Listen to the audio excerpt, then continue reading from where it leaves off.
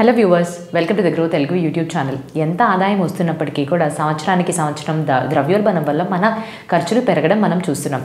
ఇదే తీరులోని ఆరోగ్య సమస్యలు అంటే మనకి మెడికల్ పరంగా అయ్యే ఖర్చులు ప్రతి సంవత్సరం 14% వరకు పెరుగుతుందని తెలుస్తుంది. సో ఇలాంటప్పుడే ఇంతకుముందు హెల్త్ ఇన్సూరెన్స్ అనేది ఒక ఆప్షన్గా ఉండిపోయేది కాస్త ఇప్పుడు అదొక నెసెసిటీ, అవసరంగా మారింది మనందరికీ. మనతో పాటు మన తల్లిదండ్రులు ఎవరికైతే వయసు పైబడి సీనియర్ సిటిజన్ కేటగిరీలోకి వెళ్తారో వాళ్ళకి ఆరోగ్య సమస్యలు ఇంకా పెరుగుతాయి. అటువంటప్పుడు ఇద్దరికీ కలిపి ఒక గ్రూప్ పాలసీ ఉండడం కన్నా ఇద్దరికి వేరే వేరే సెపరేట్ హెల్త్ ఇన్సూరెన్స్ పాలసీస్ ఉండాల్సిన అవసరం ఎంతో ఉంది. మన దేశంలో తీసుకున్న స్టాటిస్టిక్స్ ఆధారంగా ఎవరైతే వయసు పైబడిన వాళ్ళు సీనియర్ సిటిజన్ కేటగిరీలోకి ఎంటర్ అయిన వాళ్ళు 98% వరకు హెల్త్ ఇన్సూరెన్స్ పట్ల అసలు అవేర్నెసే లేకుండా, హెల్త్ ఇన్సూరెన్స్ పాలసీ కూడా లేకుండా అప్పటికప్పుడు ఏదైనా ఆరోగ్య సమస్య వస్తే వాళ్ళ దగ్గర ఉన్న సేవింగ్స్ని మొత్తంగా దానికే ఖర్చు పెట్టాల్సిన అవసరం వచ్చేస్తుంది. సో ఈ పర్టికులర్ షాకింగ్ ఫ్యాక్ట్ తెలిసిన తర్వాత నేను ఈ వీడియో ద్వారా అసలు సీనియర్ సిటిజన్స్ కేటగిరీలో ఉండే వాళ్ళకి హెల్త్ ఇన్సూరెన్స్ ఎంత ముఖ్యమైన విషయం అనేది తెలియపరచడం కోసం ఈరోజు రావడం జరిగింది. సో ఇంకెందుకు ఆలస్యం, వెళ్ళిపోదాం ఈ వీడియోలోకి. కానీ వెళ్ళడానికన్నా ముందు తెలుసు కదా, మీరు కానీ మొట్టమొదటిసారిగా మా గ్రో తెలుగు యూట్యూబ్ ఛానల్లో వీడియోస్ చూస్తున్నట్టయితే తప్పకుండా బెల్ ఐకాన్ని క్లిక్ చేయండి. ఎందుకంటే ఎంతో ఇంపార్టెంట్ ఇన్ఫర్మేటివ్ కంటెంట్ అండ్ ఎప్పటికప్పుడు మన జీవిత విషయాలకి సంబంధించిన ఎన్నో ఆర్థిక నిర్ణయాల్ని తీసుకోవడానికి మేము మీకు సహాయపడుతూనే ఉంటాం. నేను సిఏ హిరణ్య అండ్ ఈరోజు మనం చూడబోయే టాపిక్ సీనియర్ సిటిజన్స్కి హెల్త్ ఇన్సూరెన్స్ అనేది ఎందుకు ముఖ్యం అనేది.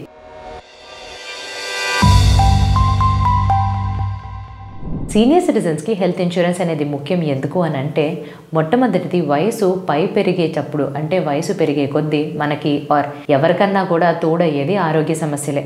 సో చాలా వరకు మనం ఫిట్గా ఉండాలి అని మంచి డైట్ని, ఎంత మంచి ఎక్సర్సైజ్ని పాటించినా కూడా బాడీ అనేది ఎంతో కొంత కృంగిపోవడంతో ఆరోగ్య సమస్యలు అనేవి వస్తూనే ఉంటాయి. సో ఇలాంటి ఆరోగ్య సమస్యలు వచ్చినప్పుడు హఠాత్తుగా మనము ఈ ఖర్చులన్నీ పెరిగిపోతున్నాయని ఆందోళన చెందకుండా హెల్త్ ఇన్సూరెన్స్ తీసుకున్నట్టయితే ఇది మన యొక్క రెస్క్యూకి వస్తుంది. రెండవది, ఆదాయం అనేది తగ్గిపోతుంది. ఒంట్లో ఓపిక ఉన్నంతసేపు వివిధ రకాల పనులు చేసి ఎన్నో రకాలుగా సంపాదిస్తాం. వన్స్ మనకి ఏజ్ అయిపోతుంది ఆర్ వయసు పెరుగుతుంది అన్నప్పుడు మనకి ఎంతో కొంత సేవింగ్స్ అనేవి పెట్టుకుంటాము అండ్ పెన్షన్ వచ్చేలాగా కూడా క్రియేట్ చేసుకుంటాం. దీనికి తప్పితే ఎన్నో రకాలుగా అయితే మనం ముందులాగా పనిచేసి శ్రమించలేకపోవచ్చు. అప్పుడే హెల్త్ ఇన్సూరెన్స్ అనేది చాలా ముఖ్యంగా పనిచేస్తుంది ఇటువంటి ఖర్చుల కోసం. మూడోది, మన పీస్ ఆఫ్ మైండ్, మనసు ప్రశాంతంగా ఉండాలి. సో దానికి మనకి ధైర్యం అనేది రావాలి. ఎప్పుడన్నా మనకి ఏదన్నా ఒకటి వచ్చేస్తుందేమో అని భయం పడ్డం కన్నా ఆరోగ్యానికి సంబంధించి అటువంటి సమస్య వచ్చినప్పటికీ కూడా ఇన్సూరెన్స్ ఉంది కదా అనే ఒక ధైర్యం ఉంటే మనకు అటువంటి సమస్య ఎదుర్కొన్నప్పటికీ కూడా చాలా ఫాస్ట్గా మనం రికవర్ అయ్యి బయటికి రాగలుగుతాము. నాలుగవది, యాన్యువల్ హెల్త్ చెకప్. సో ఎప్పుడైతే వయసు పైబడుతుందో రెగ్యులర్గా చెకప్స్ అనేవి మనం చేయించుకుంటూ ఉండాలి. అప్పటి వరకు కాదులేండి, ఇప్పటి నుంచి కూడా చేయించుకోవాలి. సో మెడికల్ హెల్త్ ఇన్సూరెన్స్ అనేది ఇటువంటి యాన్యువల్ హెల్త్ చెకప్ కోసం అయ్యే ఖర్చుల్ని కూడా వాళ్ళ యొక్క ప్లాన్ యొక్క భాగంగా మనకు అందిస్తున్నారు. సో అందుకని కూడా హెల్త్ ఇన్సూరెన్స్ ముఖ్యమవుతుంది. అండ్ లాస్ట్ది కానీ చూస్తే మనకి వయసు పైబడ్డంతో సీనియర్ సిటిజన్స్కి ఏ తీరులో అయినా ఏదన్నా ఒక వ్యాధి అనేది రావచ్చు. సో ఇటువంటి జబ్బులకి చికిత్స పొందడం కోసం మనము తీసుకునే హెల్త్ ఇన్సూరెన్స్ పాలసీకి కవరేజ్ అనేది అన్నిటినీ కవర్ చేసేలాగా ఒక కాంప్రహెన్సివ్ పాలసీ అయి ఉండాలి. అయితే ఇప్పుడు సీనియర్ సిటిజన్స్ తీసుకోబోయే మెడికల్ హెల్త్ ఇన్సూరెన్స్ పాలసీలో ఏవేవి కవర్ అవుతాయి? మొట్టమొదటి, హాస్పిటలైజేషన్కి అయ్యే ఖర్చులు. హాస్పిటలైజేషన్ అంటే రూమ్ రెంట్ ఛార్జెస్ ఉంటాయి, ఐసీయూ ఛార్జెస్ ఉంటాయి, డాక్టర్ యొక్క కన్సల్టేషన్ ఫీజు ఉంటాయి, ఇలాగా ఇతర ఎక్స్పెన్సెస్ అవుతాయి. ప్రీ అండ్ పోస్ట్ హాస్పిటలైజేషన్, హాస్పిటల్లో అడ్మిట్ అవ్వడానికన్నా ముందు, డిశ్చార్జ్ అయిన తర్వాత అయ్యే ఖర్చుల్ని కూడా ఈ medical health insurance policy cover చేస్తుంది. Medical health insurance policy cover చేస్తుంది AYUSH, Ayurveda, Unani, yoga, naturopathy, Siddha, homeopathy వీటన్నిటి ద్వారా తీసుకునే ట్రీట్మెంట్కి కూడా మనకి కవరేజ్ అనేది లభిస్తుంది. నాలుగవది, మెంటల్ ఇల్నెస్కి సంబంధించి డిమెన్షియా, ఎక్కువగా మర్చిపోవడం లాంటివి సీనియర్ సిటిజన్స్ వయసు పైబడ్డంతో వచ్చే నార్మల్గా ఉండే వ్యాధే.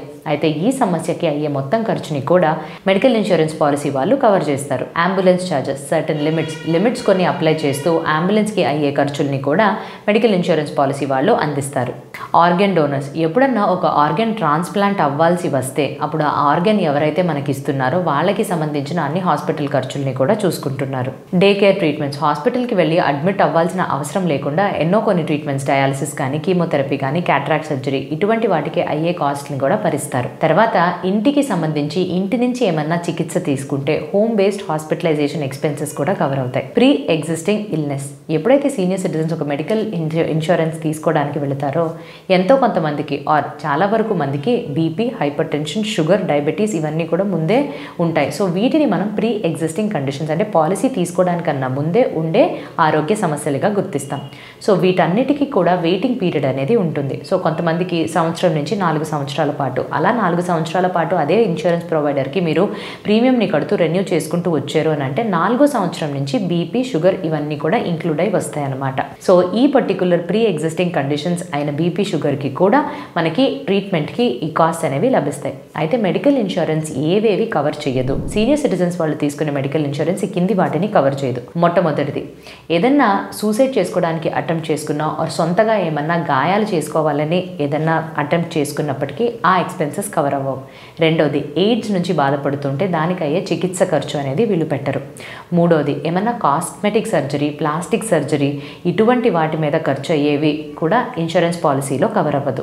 Initial waiting period, so policy తీసుకున్న 30 రోజుల వరకు ఎటువంటి చికిత్స ఆర్ ఎటువంటి సమస్య ఆరోగ్యానికి సంబంధించి వచ్చినప్పటికీ కూడా ఆ ఎక్స్పెన్సెస్ అనేవి కవర్ అవ్వవు.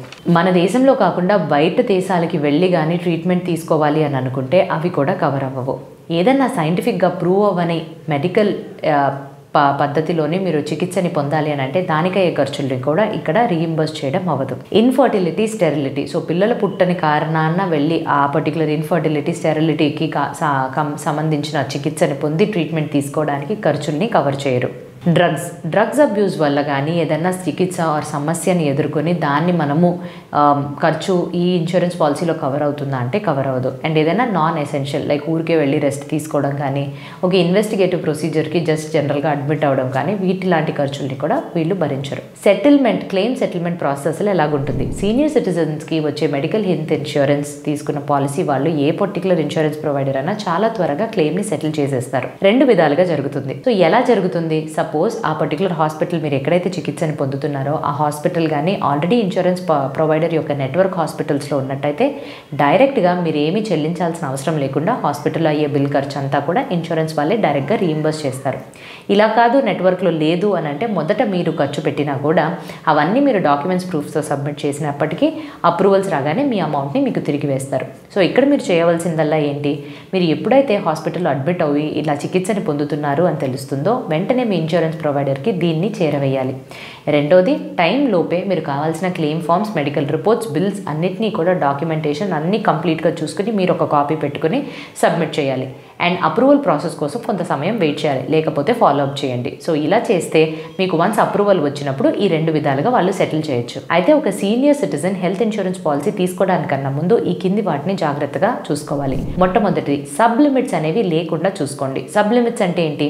ఫర్ ఎగ్జాంపుల్, రూమ్ రెంట్కి అయ్యే ఖర్చుల్లోని కొన్ని మ్యాక్సిమం లిమిట్స్ అనేవి సబ్ లిమిట్స్గా ఏర్పరుస్తారు ఇన్సూరెన్స్ ప్రొవైడర్స్.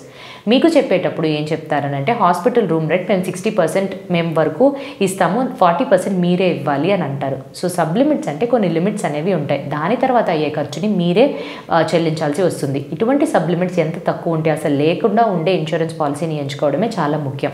రెండవది, వెయిటింగ్ పీరియడ్. నేను ఇంతకు ముందు చెప్పినట్టుగానే కొన్ని ప్రీ ఎగ్జిస్టింగ్ ఆరోగ్య సమస్యలతోటి సీనియర్ సిటిజన్స్ వాళ్ళు వెళ్ళి ఒక మెడికల్ ఇన్సూరెన్స్ పాలసీని తీసుకోవాలి అని అంటే ఈ ప్రీ ఎగ్జిస్టింగ్ కండిషన్స్కి అయ్యే ఖర్చు ఇంక్లూడ్ అవ్వడానికి కొంత సమయం అనేది పడుతుంది. ఇది వెయిటింగ్ పీరియడ్ అని అంటాం.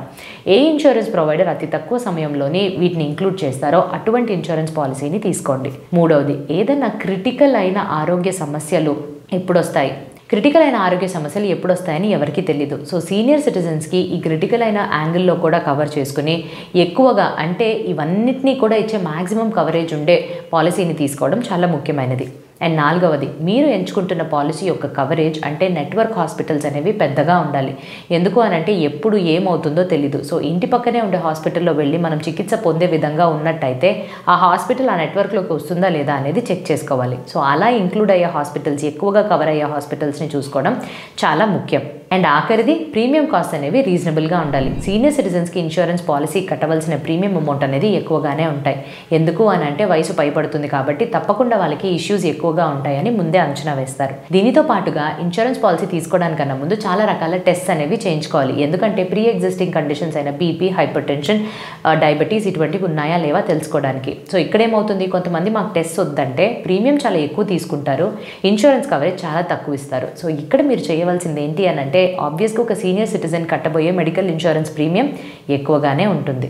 అంత ప్రీమియంకి నాకు అన్ని బెనిఫిట్స్ వస్తున్నాయా లేదా అనేవి చూసుకుని జాగ్రత్తగా ఇతర పాలసీస్ తోటి కంపేర్ చేసుకున్నాక తీసుకోవాలి. సో ఈ విషయాలు కానీ ఒక సీనియర్ సిటిజన్గా మీరు కానీ మెడికల్ ఇన్సూరెన్స్ తీసుకోకపోతే ఆర్ లేకపోతే మీ తల్లిదండ్రులకి ఈ విషయాల మీద కాన్సన్ట్రేషన్ ఆర్ దృష్టి పెట్టాలి అనే విషయాన్ని చెప్పి ఒక మంచి హెల్త్ ఇన్సూరెన్స్ పాలసీ త్వరలోనే తీసుకున్నట్టయితే చాలా కొంచెం ప్రశాంతంగా వచ్చినప్పుడు ఏదైనా ఆరోగ్య సమస్య దానిపైన దృష్టి పెట్టి దాని నుంచి రికవర్ అవ్వడానికి మనం చాలా ఎక్కువగా ప్రయత్నం చేయొచ్చు ఇన్సూరెన్స్ పాలసీ ఉన్నప్పుడు. సో అదండి ఏదైతే ఈ పర్టికులర్ వీడియోని చాలా తొందరగా మీ ముందుకు తీసుకురావడానికి కారణం ఏంటంటే అవగాహన అనేది పెంచుకొని ప్రతి ఒక్క సీనియర్ సిటిజన్ ఆ వయసుకి దగ్గర పడే వాళ్ళు కానీ మీ తల్లిదండ్రులు ఎవరికైతే తెలీదో వీళ్ళందరికీ కూడా ఒక ఇన్సూరెన్స్ పాలసీ ఎంత ముఖ్యం అనేది ఈ పర్టికులర్ వీడియో ద్వారా తెలియపరచాలని వచ్చేసాను.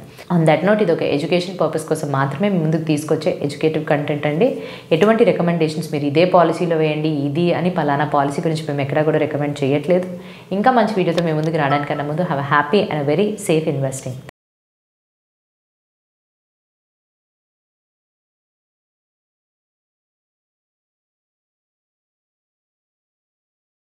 Investment in securities market are subject to market risks. Read all the related documents carefully before investing. Please read the risk disclosure documents carefully before investing in equity shares, derivatives, mutual fund, and or other instruments traded on the stock exchanges.